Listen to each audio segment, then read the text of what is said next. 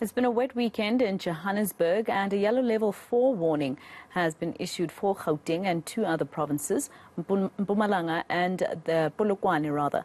Let's see if the weather's caused any disruption. For more on this, we're joined by eNCA senior reporter Aviwe Mtila. Aviwe, just tell me where exactly you are and if residents there, I can see it's a low-lying area, so I want to know if they are concerned since the wet weather is persisting. Definitely concerned if it persists, Masejo, and the impact it will have. I'm in Fabriek, informal settlements in Pretoria, where it's been infamous for flooding, localized flooding when such incidents happen, as we've heard this yellow level 4 warning that we heard yesterday. So, as it is at the moment, they haven't had major incidents. It's just water trickling in the informal settlements, as I'm going to ask my colleague Mohammed just to show you.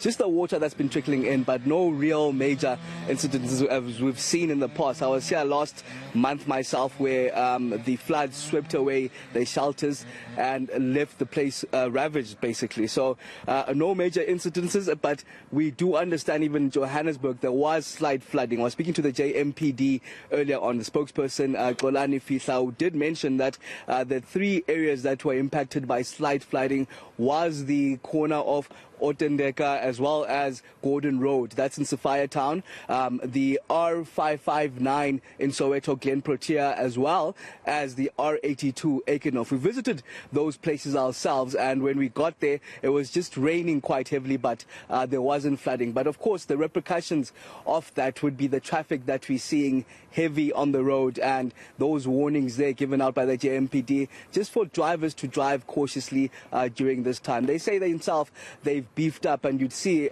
quite visibly a number of JMPD officers around Johannesburg, situations in various spots, just in assisting in the traffic there. But motorists have been warned not to try and avoid those roads that are quite slightly flooded. Aviwe, usually Pretoria is quite a problem when the wet weather does persist, especially in areas such as Mamelodi and even parts of Centurion. Has there been any incidents around the city according to your investigations?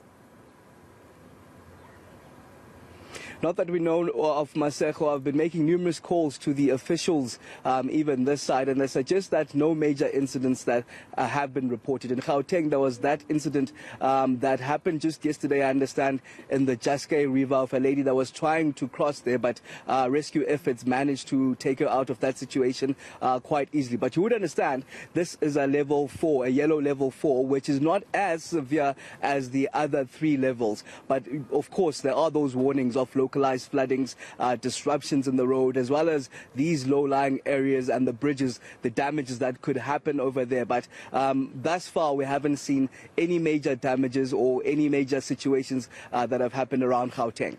And just very quickly, Aviwe, I heard you mention that you've covered the flooding that has happened around Gauteng before. Usually during this time, there are people who, emergency services will tell people to leave their homes, etc. But that's very difficult, isn't it? To just pack up and leave all your belongings. And also, it's not that easy in South Africa. People don't have anywhere to go.